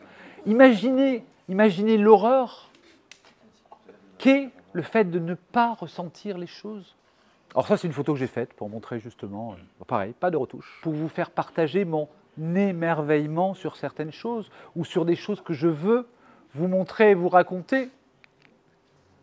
Parce qu'en réalité, nous sommes tous quelque chose d'inouï. Jusqu'à il n'y a pas longtemps, c'est-à-dire jusqu'à il y a 2 siècles en arrière, des millions d'humains naissaient et mouraient sans ne laisser aucune trace, comme peu de mémoire dans la tête de leurs enfants ou peut-être de leurs petits-enfants. Ils ne savaient pas écrire, personne ne parlait d'eux, il n'y avait pas de médias. Les seules personnes dont on se rappelait, c'était les rois, les puissants, dont on taillait les images dans la pierre ou qu'on peignait, et qui passaient le temps, et des gens comme vous et moi, qui sommes des gens humbles, en définitive, personne ne parlait de nous. On mourait. Et puis est arrivé quelque chose qui n'était jamais arrivé dans toute l'histoire de l'humanité. On pouvait laisser la trace de tout le monde, des gens les plus humbles, et on s'est mis à photographier des ouvriers, des familles, toutes sortes de gens, des gens qui travaillaient dans des mines. Et ces gens-là, que l'histoire aurait complètement oubliés, on a laissé leur image. Et la photographie, c'est un art d'une noblesse infinie et infiniment plus grande que toutes les autres, parce que nous pouvons témoigner de la seule chose qui compte vraiment, du fait que nous avons existé. C'est très grave et dur ce que je vous dis. Nous savons tous, même si on essaie d'y penser le moins possible, que nous allons mourir un jour. Alors, dans mon cas, jusqu'à preuve du contraire, je suis immortel, mais nous savons que ça va arriver et qu'un jour, il ne restera plus rien de nous que quelques affaires qui auront été éparpillées, quelques souvenirs dans la tête de nos petits-enfants ou nos arrière-petits-enfants, et puis c'est tout. Et puis après, plus rien. Mais peut-être aurez-vous fait des photos. Pas de vous. Ce n'est pas votre visage qui compte. Ce n'est pas mon visage qui compte. Mon visage, ce n'est pas le même que celui que j'avais quand j'avais 4 ans, et ce n'est pas celui que j'aurai quand j'aurai 90 ans. Pourtant, je suis toujours la même personne. Ce qui compte, ce n'est pas ma tête ou mon apparence. Ce qui compte, c'est ce que j'ai là-dedans. Ce que je suis, c'est ce que je suis dans ma tête. Ce que j'ai envie de vous raconter, de vous transmettre, l'énergie que j'ai envie de vous donner. Ça compte. Mais ça, c'est ce qu'on fait dans nos photos. Quand on crée quelque chose et qu'on veut laisser quelque chose de nous, ben c'est ça qu'on laisse. Ce quelque chose qui est dans le secret de nos âmes et que peut-être on n'arrive pas à dire et que peut-être on ne sait pas dire. Parce qu'il y a des choses sur lesquelles on ne peut pas mettre de mots. C'est un ressenti, un malaise, une colère, que sais-je. Mais ça, vous pouvez le mettre en image. Mais c'est ça un photographe. Un photographe, c'est un passeur. C'est dire j'ai existé. Voilà ce que j'ai vu. Voilà ce que j'ai ressenti. Voilà ce en quoi j'ai cru. Et ça, c'est quelque chose que je répète sans arrêt. Parce que c'est mon combat actuel, en fait. Et c'est quelque chose contre lequel je suis dans une colère noire. Avec l'arrivée des réseaux sociaux, avec toutes ces choses-là, plus personne ne regarde les photos des autres. Ces photographes ne regardent qu'eux-mêmes et après ils pleurent parce qu'ils disent « mais les autres ne regardent jamais mes photos ». C'est normal, tu ne regardes pas celles des autres. Robert Doisneau, lorsqu'il avait du temps à Paris, il allait chiner dans les petits marchés. Et vous savez ce qu'il achetait? Des photos. Pas des photos de grandes, des photos de personnes, d'humbles, qui avaient fait des images. Et il s'émerveillait devant la justesse et l'authenticité de photos qui étaient peut-être maladroites, mais authentiques, parce que faites par des gens qui les faisaient pour aucune autre raison que pour montrer ce qu'ils voulaient montrer. Faire de la photographie, c'est aimer la photographie. Pas aimer sa photographie, pas aimer sa gueule, pas aimer le fait que, putain, idolâtrez-moi, je suis le centre du monde. Putain, je vais à une expo et, ah putain, les gens, ils ne regardent pas mes tableaux, putain, ils regardent celles des autres. Putain, mais regardez celles des autres. Parce que ces gens-là vous parlent, ces gens-là vous racontent de ce qu'ils ont ressenti et ils vous grandissent. Parce que l'art, c'est ce qui vous grandit. Quand vous lisez un livre de pirates, vous ne serez jamais pirate, moi non plus. Pourtant, on vous raconte l'histoire des pirates et pendant quelques instants, vous êtes un pirate. Je regarde une photo et je ressens une émotion, une souffrance, un malaise, peu importe, que peut-être je ne ressentirai jamais, mais qu'un auteur, un photographe va me faire ressentir. Pour finir, putain, ça ne s'arrête jamais cette conférence. Photographier, c'est ce que j'ai écrit, photographier, c'est un pacte. Alors en fait, vous êtes mes cobayes parce que c'est la première fois que je donne cette conférence. Donc la prochaine fois, je vais raccourcir les 3 trucs. Photographier, c'est faire un pacte avec le vivant. Pourquoi? Parce que nous sommes vivants quand nous faisons des photos et que nous partageons avec le monde. Nous devons avoir une éthique quand nous photographions. Parce que quand nous photographions, nous objectivons. Nous transformons des gens en objets. Et c'est pas bien. C'est pas bien pourquoi? Parce que les gens, quels qu'ils soient, même Sarkozy, ce sont des sujets, c'est-à-dire des personnes vivantes, des personnes qui souffrent, qui sont gays comme vous, qui ont vécu les mêmes choses. Et donc, on doit avoir une éthique. Quand on photographie un clochard dans la rue, ça n'est pas un objet. Ça n'est pas un objet qu'on va utiliser ensuite dans une exposition en disant « Regarde ma photo, j'ai fait une super lumière, il avait l'air très malheureux ». C'est vrai quand on photographie, messieurs, une femme. Si on la photographie comme un objet, on en fait une femme objet. Vous trahissez le vivant. Alors, je sais que ce que je vous dis là, peut-être que ça ne vous touche pas maintenant, mais j'aimerais juste une fraction de seconde que vous réfléchissiez quand vous aurez le temps à cette phrase. Quand je photographie quelqu'un, est-ce que j'en fais un objet ou est-ce que j'en fais un sujet? J'ai mis du temps à la comprendre, cette phrase. On me l'a dite il y a très longtemps. Et quand je l'ai comprise, j'ai changé totalement ma façon de photographier et ça n'a plus été la même après. Et dernier élément pour vous laisser réfléchir un petit peu, cette dame qui est photographiée, c'est la même que celle que vous avez vue sur plusieurs photos. C'est une dame noire, elle est franco-sénégalaise, donc la peau parfaitement noire. Et pourtant, elle apparaît bleue sur cette photo et je ne l'ai pas peinte en bleu. Et je ne l'ai pas retouchée. La couleur n'existe pas. Les bananes ne sont pas jaunes. Ni vertes, ni... Parce que ni le jaune ni le vert n'existent. Qu'est-ce qui se passe lorsque vous voyez une banane jaune? La lumière arrive dessus. La lumière, elle n'est ni jaune, ni verte, ni bleue. Elle est de toutes les couleurs. On dit que c'est une lumière polychromatique.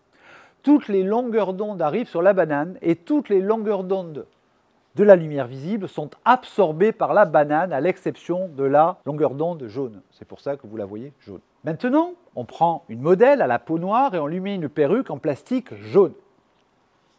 Et on projette sur elle un flash avec une gélatine bleue. Que se passe-t-il? La peau du modèle devient bleue. La perruque jaune ne devient pas bleue. Pourquoi? Eh bien parce qu'elle ne peut renvoyer que les longueurs d'onde jaunes. Donc elle reste jaune. Et le fond, il est éclairé avec 2 flashs avec des gélatines jaunes sur le fond. Parce que c'est rigolo et c'est facile et ça allait bien. Pourquoi je finis là-dessus? Pour vous dire, regardez, cette photo, on aurait pu la faire en passant 3 heures en peignant la peau du modèle en bleu. Alors d'abord, ça prend du temps, et puis j'aurais fait de la modèle un objet. Et au lieu de l'habiller avec du maquillage, quelque chose qui n'est pas bon pour la peau, je l'habille de lumière. Si vous avez vu mon exposition, vous avez vu que totalement à gauche, il y a une modèle qui porte une robe noire. Si vous avez regardé de près, vous vous êtes rendu compte que ce n'était pas une robe, que c'était de l'ombre. La modèle est intégralement nue dans la photo. Et ce que vous voyez, ce n'est pas sa robe, parce qu'elle n'a pas, c'est de l'ombre. Eh bien, dans les 2 cas, le modèle est un sujet, parce qu'elle est active. Elle ne subit pas la lumière. Voilà, donc je m'arrête là. Je vous remercie de m'avoir écouté.